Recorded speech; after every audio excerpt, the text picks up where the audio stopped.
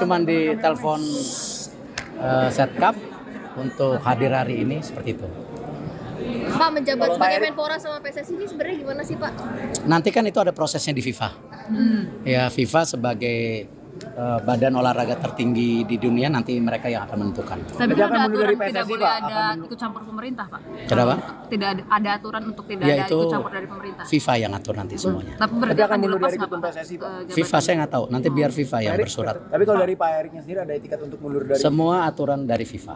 Pak Erik untuk BUMN gimana Pak soal ini Pak? Kalau BUMN sendiri sudah pastikan nanti ada PLT-nya, nanti tunggu keputusan Presiden Pak Mensesnek nanti. Di bawah Danantara apa gimana Pak?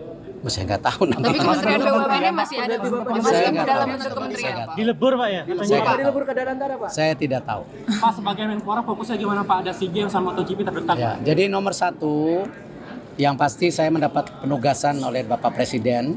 Ya, tentu saya sebagai profesional dan tentu sebagai pembantu Presiden saya tegak lurus.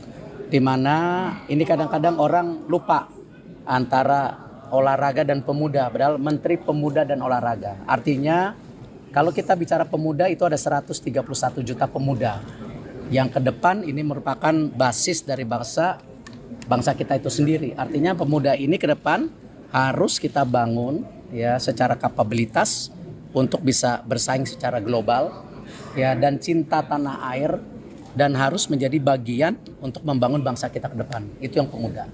Untuk olahraga sendiri tentu nomor satu, olahraga harus menjadi alat pemersatu bangsa.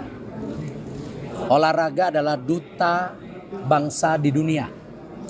Artinya kita harus menaikkan marwah dan martabat kita dan kedikdayaan kita sebagai bangsa. Dan juga olahraga ke depan harus kita dorong banyaknya kompetisi di daerah dan pusat sebagai apa? Juga pertumbuhan ekonomi dan pembukaan lapangan pekerjaan. Karena tadi ini basis yang penting, kenapa yang namanya manusia itu perlu apa? Tidak hanya badan, juga pikiran yang sehat untuk membangun itu. Itu kira-kira tugasnya.